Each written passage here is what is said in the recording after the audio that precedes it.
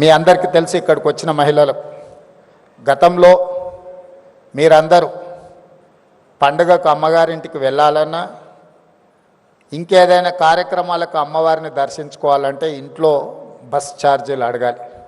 ఇంటైనా లేదు అని అంటే మీరు వెళ్ళే పరిస్థితి లేదు. కానీ ఈరోజు తెలంగాణ రాష్ట్రంలో మన ప్రభుత్వం వచ్చిన తర్వాత మహాలక్ష్మి కార్యక్రమం ద్వారా ఈ రాష్ట్రంలో మహిళలు ఎక్కడికి వెళ్ళాలన్నా, అమ్మవారిని దర్శించుకోవాలన్నా, అమ్మగారింటికి వెళ్ళాలన్నా ఆర్టీసీలో మీరు ఎక్కడ చేయి చూపించినా అక్కడ ఆపి మీరు కావాల్సిన దగ్గర దిగడానికి ఆర్టీసీలో ఉచిత ప్రయాణం మా మహిళా సోదరిమణులకు అందించిన ప్రభుత్వం మన ప్రభుత్వం. మహిళలకు ఒక ప్రత్యేక నజరానా శ్రీమతి సోనియా గాంధీ గారు ఇచ్చారు.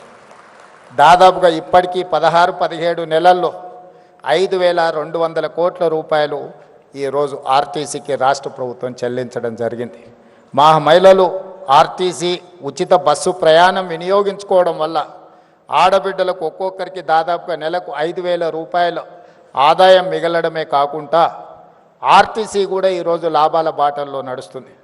గతంలో ఆర్టీసీ నష్టపోయి ఆర్టీసీని ప్రైవేటైజ్ చేస్తారన్నంత ప్రమాదానికి దారితీసింది. ఆనాడు జీత భత్యాల కోసం వాళ్ళు నిరసన తెలిపి బందులు పాటిస్తే దాదాపుగా 50 మంది కార్మికులు చనిపోవడం జరిగింది.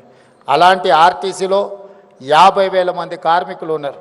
ఇవాళ 50,000 మంది కార్మికులు ఆర్టీసీ లాభాల బాటలో నడవడం వల్ల ఆ కుటుంబాలన్నీ కూడా బాగుపడ్డాయి అని అంటే మా ఆడబిడ్డలకి ఈరోజు తెలంగాణ రాష్ట్ర ప్రభుత్వం మహాలక్ష్మి పథకం ద్వారా మీకు ఆర్టీసీలో ఉచిత బస్సు ప్రయాణం అందించడమే ఈరోజు ఆర్టీసీ లాభాల బాటల్లో నడుస్తుంది.